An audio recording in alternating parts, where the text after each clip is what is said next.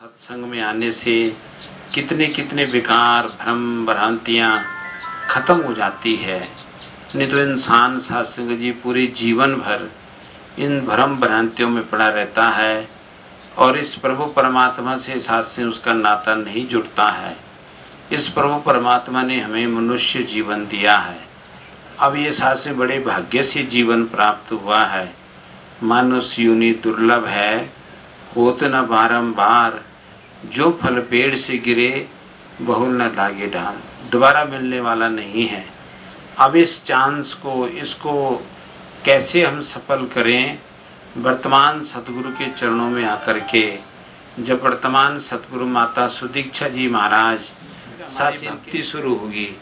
अभी तो हम कितने कितने शास्त्रीय ज्ञान से पहले न जाने कितने कितने कर्म कांड करते थे। कर्म धर्म में फंस के प्राणी अपनी जान गंवा बैठा, भांति भांति के गढ़ की प्रतिमा कई भगवान बना बैठा। कितने प्रभु साथ से कितने भगवान होंगे? भगवान तो एक ही है। एक ही प्रभु ने सारी कुदरत कायनात बनाई है। सारा संसार साथ से इस परमात्मा ने बनाया है। अब इस प्रभु परमात्मा की प्राप्ति के लिए इंसान घबरा जाता है।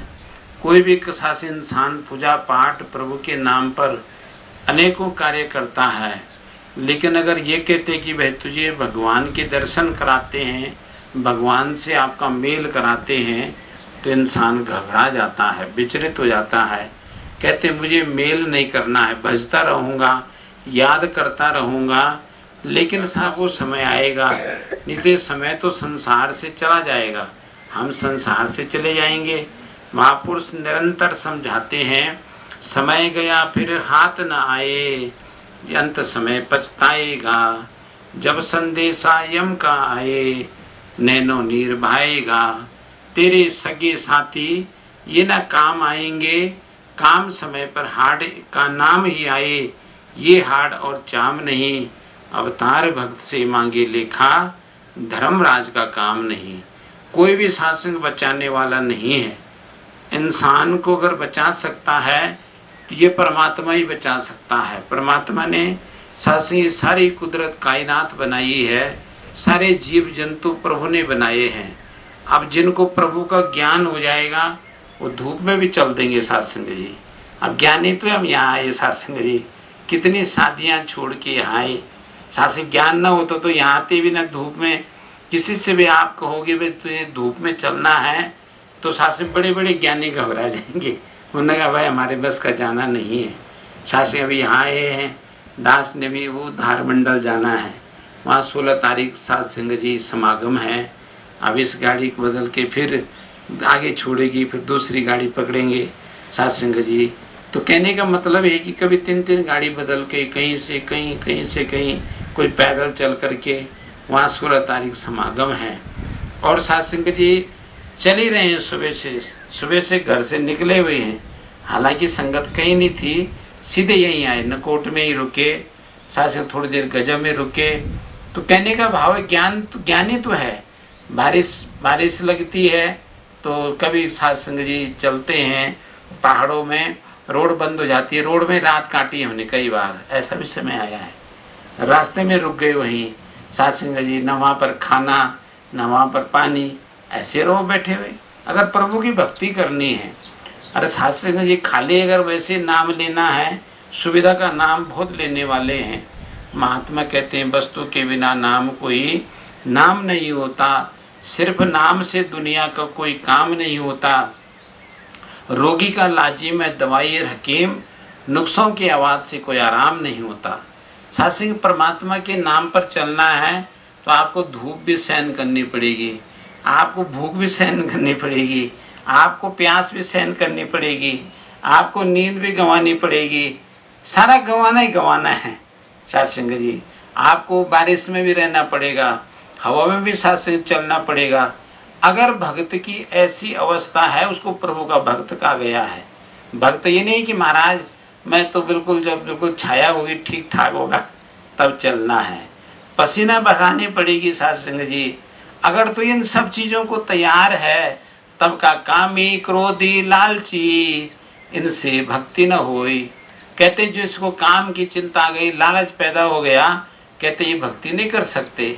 संसार की तरफ ध्यान चला गया, रिश्ते नातों की तरफ ध्यान चला गया, परिवार की तरफ ध्यान चला गया, तब भी भक्ति नहीं होगी साध संग जी।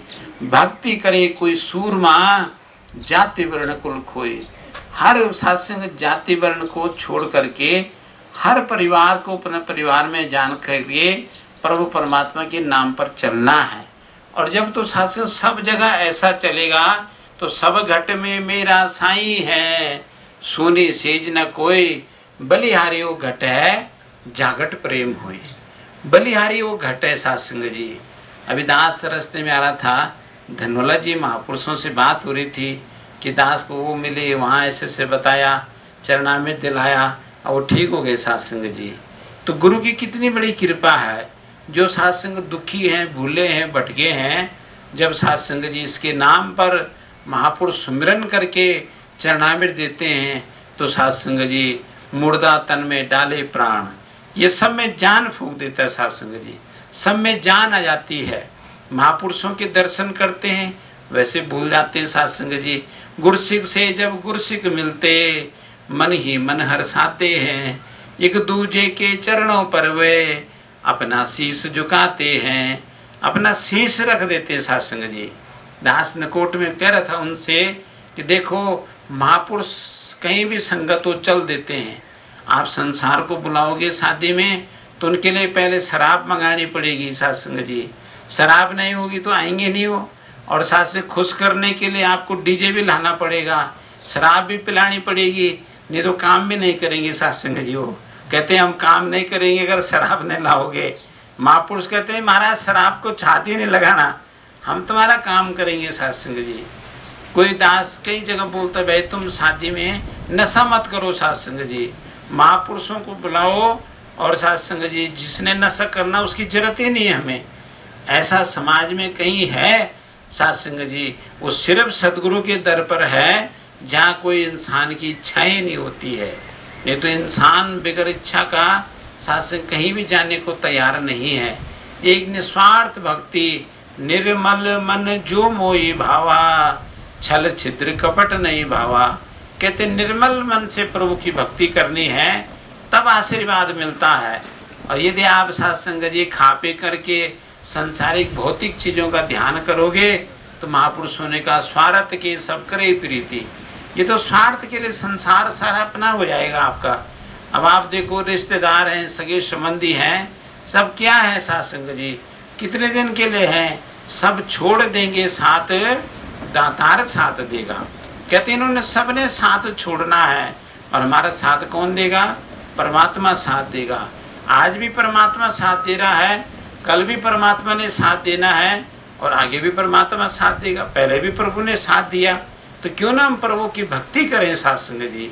यही बात यहाँ पर हो रही कि प्रभु की प्राप्ति करो, मनुष्य जीवन को सफल करो और साध संग जी परमात्मा की भक्ति में अहमियत किसको देना है? सबसे पहले प्रभु की भक्ति को अहमियत देना है।